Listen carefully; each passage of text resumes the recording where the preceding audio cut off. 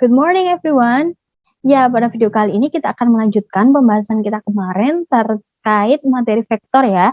Setelah sebelumnya kita sudah membahas tentang beberapa hal yaitu tentang mind map materi kita terkait vektor, kemudian bagaimana menyatakan vektor baik nilai maupun arahnya, kemudian metode grafis. Nah, mungkin pembahasan metode grafis kita baru mengenal 3 ya, yaitu metode segitiga, poligon, dan jejer genjang.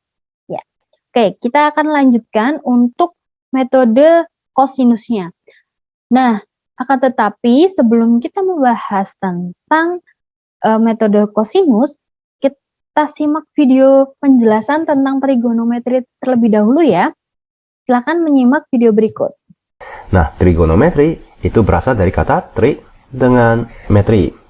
Di mana tri itu definisinya adalah segitiga, metri itu adalah pengukuran. Nah, maka di trigonometri kita akan mempelajari perbandingan atau rasio dari sisi-sisi sebuah segitiga siku-siku. Ya, di trigonometri kita akan mempelajari perbandingan atau rasio dari sisi-sisi sebuah segitiga siku-siku. Nah, agar kalian lebih mengerti konsep dasar dari trigonometri, mari kita langsung ke contoh. Nah, misalkan terdapat sebuah segitiga siku-siku. Nah, disebut dengan sebuah segitiga siku-siku jika salah satu sudutnya merupakan sudut 90 derajat. Nah, ini yang disebut dengan segitiga siku-siku. Lalu sisi yang paling panjang itu merupakan sisi yang di depan sudut 90 derajat, yaitu sisi di sini, yang disebut dengan sisi hipotenusa. Nah, ini yang telah kita pelajari di teorema Pitagoras. Nah, lalu misalkan panjang dari sisi di sini adalah 3, lalu panjang dari sisi di sini adalah 4. Nah, maka panjang sisi hipotenusanya itu adalah 5 ya. Ini yang telah kita pelajari di teorema Pitagoras, di mana dikatakan bahwa panjang sisi hipotenusanya jika dikuadratkan, yaitu 5 kuadrat, itu akan sama dengan penjumlahan dari sisi-sisi siku-sikunya dikuadratkan, yaitu 3 kuadrat ditambahkan dengan 4 kuadrat. Nah, ini yang telah kita pelajari di teorema Pitagoras. Nah, sekarang mari kita kembali ke trigonometri. Nah, di mana fungsi dasar dari trigonometri itu adalah sinus, kosinus, dengan tangen. Nah, sinus akan disingkat dengan sin, kosinus akan disingkat dengan kata cos, lalu tangen akan disingkat dengan kata tan. Nah, misalkan fungsi sinus theta, di mana theta itu merupakan sebuah sudut. Nah, sinus theta itu akan sama dengan demi. Lalu kosinus theta itu akan sama dengan sa mi. Lalu tangen theta itu akan sama dengan d sa. Nah, ini adalah sinus theta, kosinus theta dengan tangen theta. Yaitu sinus theta itu adalah demi, kosinus theta adalah sami, tangen theta itu adalah desa. Nah, sekarang tentu saja kalian akan mempertanyakan apa itu d, apa itu sa, dan apa itu mi. Di mana d itu adalah sisi depan dari sudut theta. Sa itu adalah sisi samping dari sudut theta. Lalu mi itu adalah sisi miring dari sudut theta. Nah, maka jika kalian telah mengetahui sinus theta, kosinus theta dengan tangen theta, kalian telah dapat mengerjakan sebagian besar dari soal trigonometri, di mana sinus theta itu adalah perbandingan panjang sisi depan dibagikan dengan panjang sisi miring.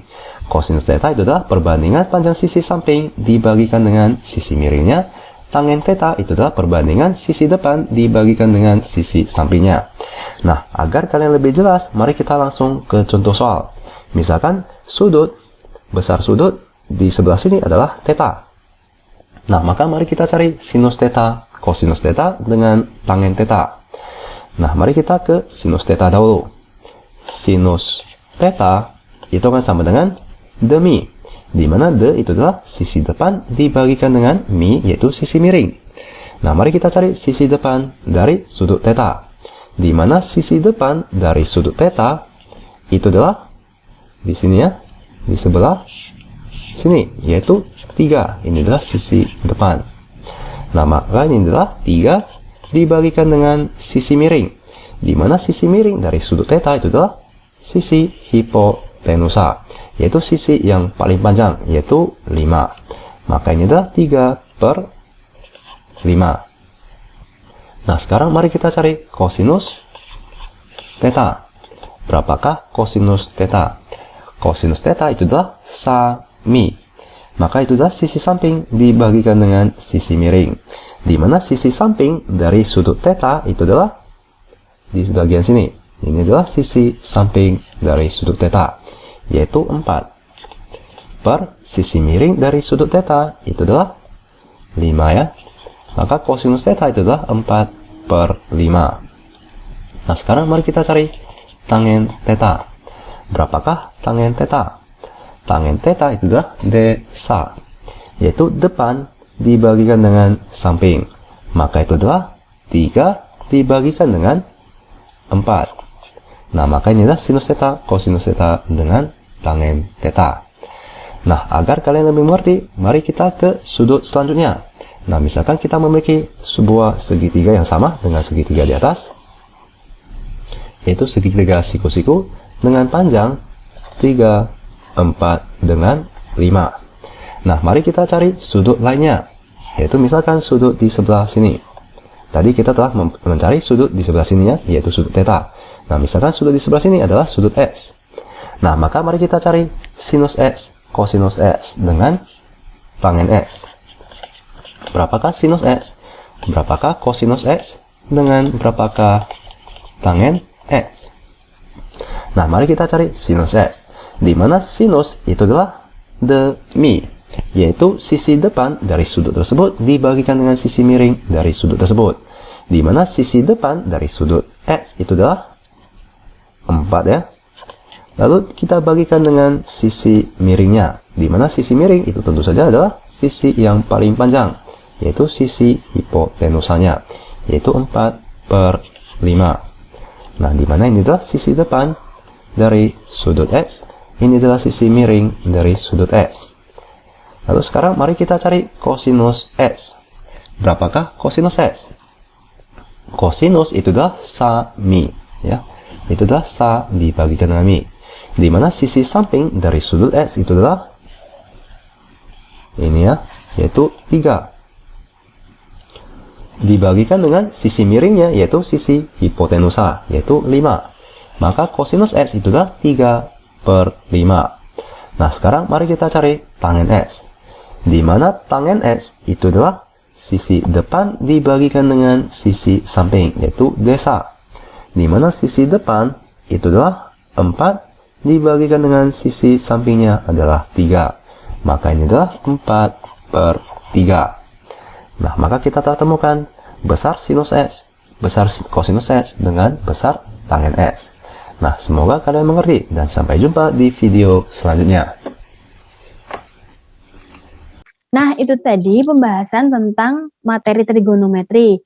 Nah, sebenarnya materi ini akan kalian dapatkan di mata pelajaran matematika pada semester 2 nanti ya. Tetapi karena pada pembahasan vektor ini kita membutuhkan trigonometri, maka kita bahas secara permukaannya dulu. Minimal kalian paham apa itu trigonometri dan bagaimana cara menghitung sin cos tannya. Oke? Nah, sekarang kita baru masuk ke metode kosinus. Jadi kemarin kan kita sudah belajar tentang metode grafis, yaitu segitiga, jajar genjang, dan poligon ya.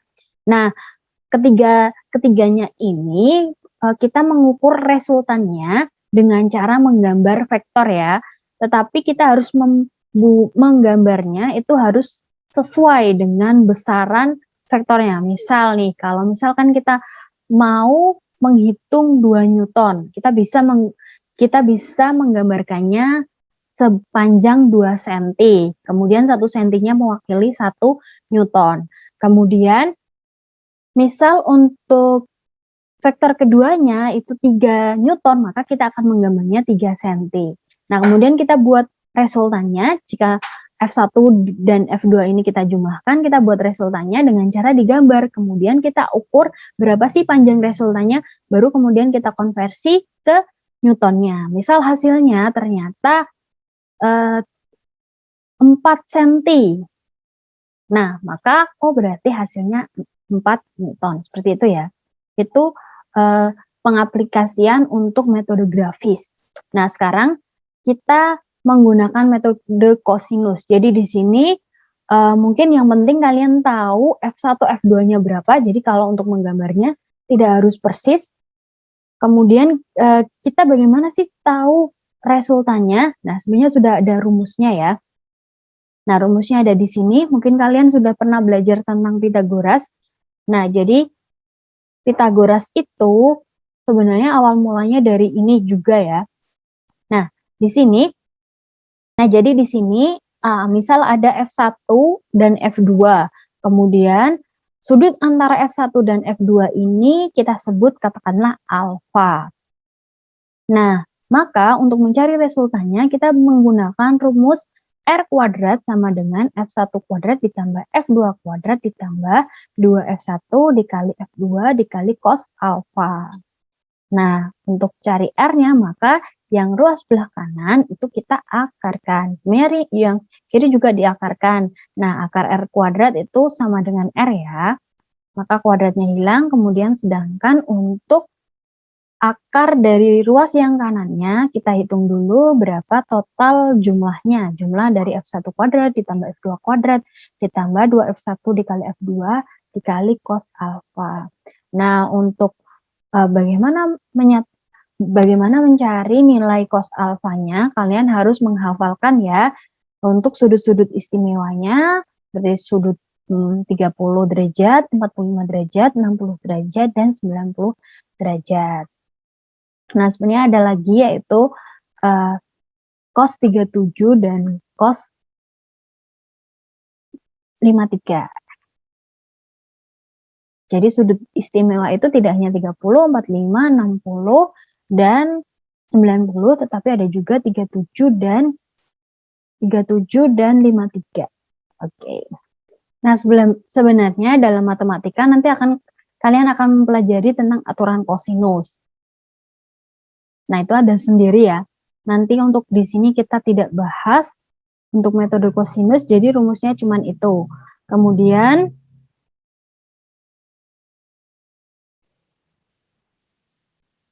nah, untuk menentukan arah vektor resultan, perhatikan gambar segitiga tadi ya.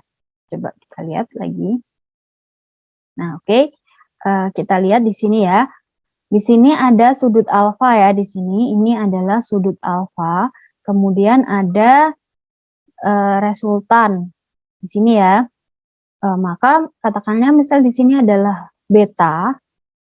Nah, maka di sini itu adalah 180 min alfa. Kenapa? Karena sudut di sini sebenarnya sama ya dengan sudut yang di sini. Kalau kita tarik garis lurus di sini, maka sudut yang di sini itu sama dengan sudut yang ini ya.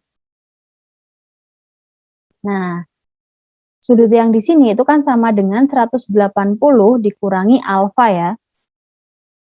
Nah, maka di sini itu sudut yang ini besarnya sama dengan 180 min alfa. Nah, kemudian bagaimana sih kita cara mencari tahu sudut betanya? Mungkin tadinya kan kita tahu sudut alfa, tetapi betanya belum tahu ya. Nah, bagaimana cara mencari betanya? Karena beta ini akan menunjukkan arah dari resultannya ya. Ya enggak? Kemarin kita sudah belajar tentang bagaimana menyatakan notasi vektor berikut arahnya. Nah, maka di sini untuk bisa menyatakan arah dari resultan ini, maka kita harus mencarinya. Caranya gimana? Nah, ini bisa menggunakan aturan sinus. Nah, aturannya seperti ini. Jadi, resultannya, jadi gini kalau aturan sinus. Sudut sudut yang di depan sin. Jadi sin dari sudut ini akan dibagi dengan panjang yang depannya, berarti kan yang R ya, boleh R per sin 180 min alfa atau sin 180 min alfa per R. Itu perbandingannya akan sama dengan sin beta dengan panjang yang di depannya. Berarti di sini adalah BC gitu ya. Paham ya? Maka yang BC ini kan sebenarnya sama dengan vektor dari F1 ya. Jadi kita bisa mencari berapa sudut beta dengan rumus ini. Ya, R per sin 180 min alfa itu sama dengan F1 per sin beta. Gitu. Nah, kalau misalnya dalam aturan trigonometri itu, kalau 180 min alfa itu nilainya akan sama dengan sin alfanya. Gitu ya. Nah, maka kita bisa juga langsung mengingatnya bahwa R per sin alfa sama dengan F1 per sin beta. Gitu ya. Jadi kalau misalnya dalam segitiga, ini khusus untuk segitiga ya, itu rumusnya adalah ya sin sudutnya ini per panjang sisi di depannya itu sama perbandingannya dengan sin sudut di sini per panjang yang di depannya. Nah, F2 juga bisa kalau misalkan kita tahu sudut yang di sini ya. Jadi sin sudut yang di sini per panjang F2. Itu perbandingannya akan sama semua gitu ya. Itu aturan sinus. Nanti akan kalian pelajari di kelas di semester 2 gitu ya. Oke, kita bahas contoh soalnya ya. Di sini ada dua buah gaya F1 dan F2. Masing-masing besarnya 100 Newton dan 60 Newton. Berarti di sini F1-nya adalah 100 Newton ya. Kemudian F2-nya itu adalah 60 Newton. Kemudian sudut antara F1 dan F2-nya itu adalah 60 derajat. Oke, di sini yang ditanyakan adalah arah dan resultan vektor kedua vektor gitu ya. Jadi pertama kita cari dulu resultannya. Masih ingat ya tadi rumusnya apa? R. Jadi gini ya, ini yang ditanya adalah tadi yang diketahui, kemudian yang ditanya adalah R itu berapa dan beta ya berarti ya. Oke, R di sini rumusnya adalah F1 kuadrat ditambah F2 kuadrat ditambah 2F1 kali F2 cos alfa ya. Nah, F1 di sini kan 100 Newton ya, berarti ini tinggal 100 kuadrat. 100 kuadrat ditambah 60 kuadrat ditambah 2 kali 100 dikali 60 dikali cos alfa, yaitu cos 60 derajat. Nah, ada yang ingat nggak cos 60 derajat itu berapa? Ya, cos 60 derajat itu setengah ya. Oke, tinggal kita hitung aja. Berarti ini kan 10.000 ditambah 3.600 ya. Berarti, jadi ini hasilnya adalah 10.000 ditambah 3.600 ya. Berarti 13.600. Nah, kemudian di sini 2 dikali 6.000 ya. Nah, cos 60 ada yang masih ingat berapa hasilnya? Ya, cos 60 itu setengah ya. Maka ini habis. Nah, berarti tinggal 13.600 ditambah 6.000. Hasilnya berapa? Berarti 19.600 ya. Akar dari 19.600. Ada yang tahu? Ya, jawabannya adalah 14 ya. 14 karena ini ada 02 ya, berarti 140. Ini adalah resultannya. Sekarang untuk betanya, masih ingat ya tadi? Oke, kita tulis secara lengkap dulu ya. Sin alfa per F1-nya itu sama dengan sin beta per balik. Sin alfa per R ya, itu sama dengan sin beta per F1. Oke, kalau kalian bingung, kalian boleh gambarkan dulu ya. Ini F1-nya, misal ini ya, 100 Newton. Kemudian F2-nya 60 Newton. Ini berarti lebih kecil ya. Ini 60 Newton. Kemudian di sini resultannya kita gunakan, kalau gambarnya pakai jajar genjang ya. Oke, maka gambarnya ke sini kan. Nah, jadi sebenarnya boleh pakai F2 atau F1, tergantung kalian pakai betanya di mana gitu ya. Jadi nanti untuk penyebutannya, nanti beta terhadap apa. Kalau misalnya kita gunakan ini, berarti nanti hasilnya arahnya adalah beta derajat terhadap vektor F1 kayak gitu. Kalau misalnya di sini berarti nanti kita menyatakannya adalah arahnya itu sebesar beta derajat terhadap F2 kayak gitu ya. Jadi bebas kalian menentukan antara 100 Newtonnya yang di mana, itu bebas.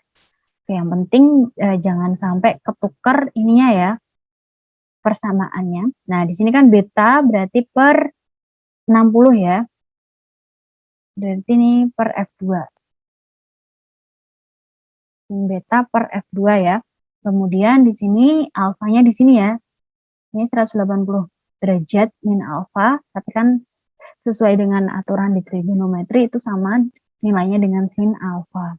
Nah, ini per R ya. Oke, kita tinggal masukkan sin alfanya.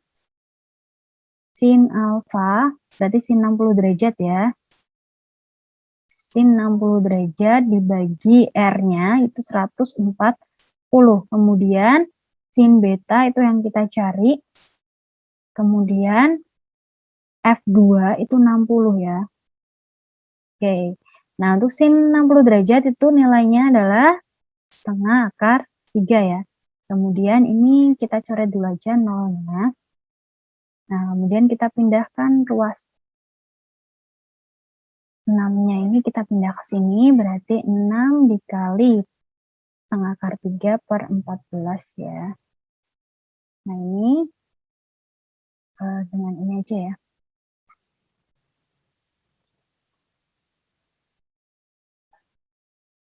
Nah, oke. Nah, nanti untuk cari betanya itu berapa, nanti kalian bisa menggunakan kalkulator, gitu ya. Oke, hasil dari ini ya, 3 akar 3 kali, dibagi 14, itu adalah 0,371 ya. Sekitar 0,371. Nah, untuk cari berapa nilai betanya, kita menggunakan arcsin.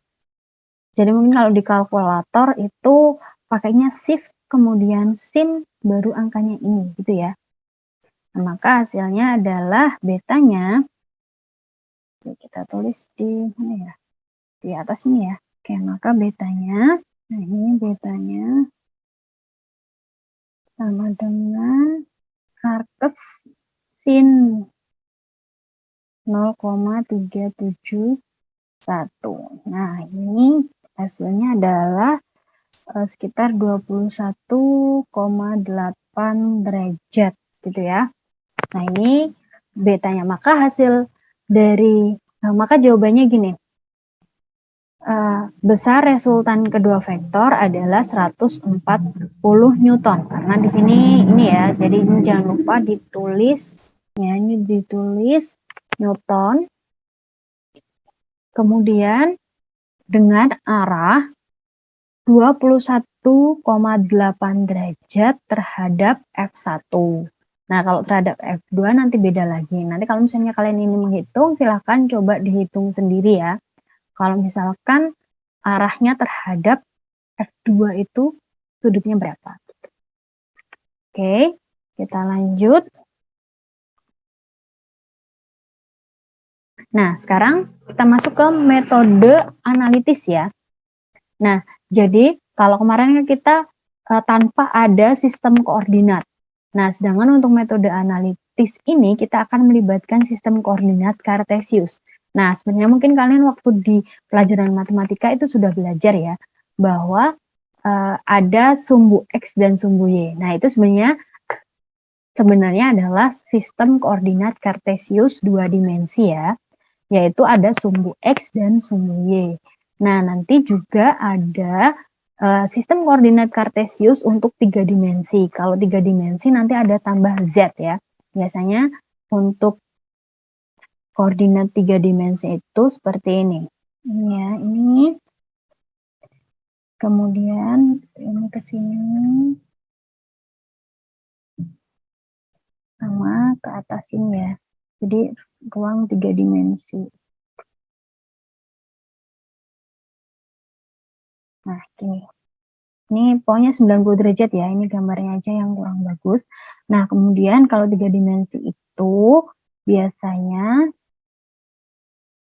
ini Z-nya. Ini X, ini Y-nya. Ya, X, Y, Z ke atas gitu. Bisa dipahami ya, jadi kalau misalkan kita bayangkan ini X, Y, nanti ada Z-nya gini. Jadi kalau untuk menggambarnya itu bebas sebenarnya. Mau gimana, tapi urutan X, Y, Z-nya itu harus tepat kayak gitu. Oke, nanti untuk vektor kita kali ini kita hanya akan melibatkan sistem koordinat 2 dimensi aja ya. Oke, jadi untuk sistem koordinat 2 dimensi hampir sama penamaannya ya. Kalau misalkan untuk sama seperti kemarin ya, waktu kita menggunakan arah. Nah, di sini juga ada vektornya itu sebesar berapa ke arah sumbu X gitu ya. Kemudian yang vektor kedua ini kita bisa menyebutnya vektornya sebesar, misal 2 ya, sebesar 2 Newton ke arah sumbu Y.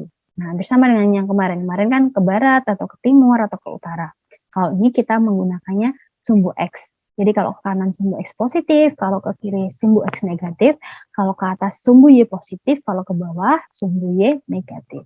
Nah, bagaimana kalau misalkan ada sistem sudut? Nah, maka kita bisa menyatakannya sebesar sudut alfa terhadap sumbu X kayak gitu. Kalau misalkan sudutnya ternyata di sini, misal ini ada beta ya. Ini beta, maka kita bisa juga menyebutnya vektor. Misalnya ini vektor R ya. Vektor R itu misal ini juga 4 Newton. Misal ini 4 Newton ya. Vektor R sebesar 4 Newton, arahnya dengan arah sebesar beta terhadap sumbu Y gitu ya. Kalau terhadap sumbu X-nya berarti 4 Newton sebesar alfa derajat terhadap sumbu X kayak gitu. Gitu ya. Oke. Kemudian untuk metode analitis kita akan mengenal vektor satuan. Vektor satuan adalah vektor yang bernilai 1 dan tidak mempunyai satuan. Karena vektor satuan ini adalah satuan dari arah gitu ya. Maka nggak ada satuannya. Kemudian vektor, nah ini kan, vektor satuan itu digunakan untuk menjelaskan arah. Jadi kayak satuannya dari arah. Bagaimana menuliskannya? Nah, biasanya dituliskannya seperti ini. A kecil tapi tebal, kemudian atau A kecil dikasih tanda caping gini ya, A caping gitu ya. Tapi ini harusnya tepat di atasnya ya, bukan di pinggirnya. Nah, untuk vektor satuan di X positif, baik X positif itu vektor satuannya adalah I caping. Tulisannya gini. Caping, kemudian untuk vektor satuan yang searah dengan sumbu Y positif itu disebut J caping. Gitu ya. Jadi vektor satuan itu adalah ini, kita menamakannya ini biasanya. Nah, maka misal ya di sini ada vektor fx ini, fx. Nah, ini searah dengan sumbu x, maka kita bisa menuliskan vektor fx-nya ini adalah fxi, karena yang ada nilainya yang ke arah sumbu x ya. Sedangkan untuk arah sumbu j-nya itu kan 0 ya. 0j. Nah, kalau 0 itu nggak usah dituliskan, nggak apa-apa. Maka untuk fx-nya kita bisa tuliskannya gini, fx i caping gitu ya. Nah, untuk fy, misal ada fy yang arahnya terhadap sumbu y. Toh, nggak ada yang ke x. Maka sama dengan yang tadi. Jadi kalau untuk penamaan masih ingat ya, jadi urutannya dari yang x baru yang y. Nah, untuk X itu kan dia tidak punya nilai ya, atau 0. Berarti 0 I caping. Ditambah, nah ini berapa besarnya yang terhadap sumbu Y. Nah, misal FY ya. Oh, ini maaf. Ini FY ya. Kan FX. Nah, FY. Maka di sini sebesar FY, J caping. Gitu ya. Oke, ini untuk vektor satuan. Oke, kemudian tadi kan ini ya, dia hanya di sumbu X dan di sumbu Y. Gimana kalau misalnya ada sudutnya, dia membentuk sudut. Nah, contohnya ini ya, misal ini adalah vektor F. Misal adalah vektor F. Nah, untuk mencari berapa panjang di X dan di Y, maka kita uraikan terlebih dahulu. Caranya gimana? Nah, sebelumnya kita tadi sudah bahas tentang trigonometri ya. Masih ingat kan ya? Kalau sin itu apa rumusnya? Kalau cos itu apa? Masih ingat? Oke, kita tulis di sini ya. Sin alfa kita ingat-ingat lagi. Itu adalah depan miring atau atau demi ya. Depan miring. Kemudian kalau cos alfa itu adalah samping miring. Oke, ini yang perlu kalian ingat-ingat. Maka, kalau kita mau menguraikan vektornya ini F terhadap sumbu X, nah ini terhadap sumbu X, kita lihat dulu. Fx ini sama misalkan yang diketahui berarti F ya. Berarti kan kalau Fx itu kan ini, kalau terhadap sudut alfa itu samping atau depan? Ya, samping ya. Kalau depan itu di sini ya. Nah, ini terhadap sudutnya kan di sampingnya ya. Samping miring. Kalau samping miring berarti kita gunakannya cos. Nah, maka untuk menguraikan F terhadap Fx atau terhadap sumbu X-nya, maka kita bisa menggunakan rumus F dikali cos alfa gitu ya.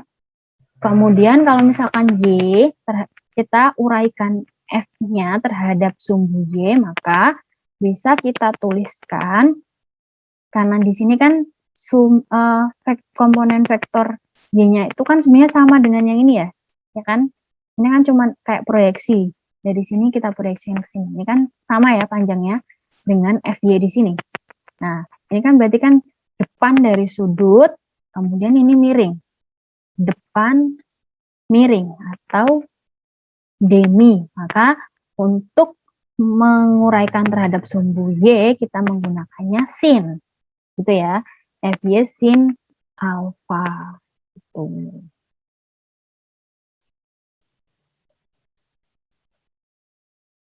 Nah, untuk panjangnya, kalau misalnya ternyata kita tahunya vektor komponennya aja. Nah, ini kan sebenarnya sama kayak ini ya, Pitagoras kan ya. Karena di sini kan siku-siku. Ini siku-siku. Tuh. Maka tinggal panjang F ini, kalau misalnya ternyata yang diketahui justru komponen-komponennya, itu tinggal dikuadratkan aja fx kuadrat ditambah y kuadrat. Nah, itu hasilnya berapa.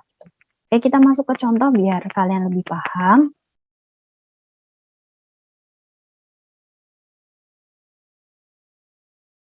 Ini ya.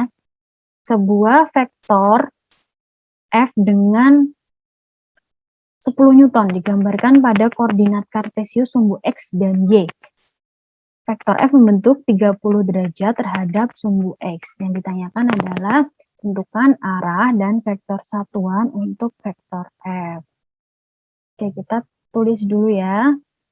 Kita gambarkan. Ini kan berarti ini sumbu X.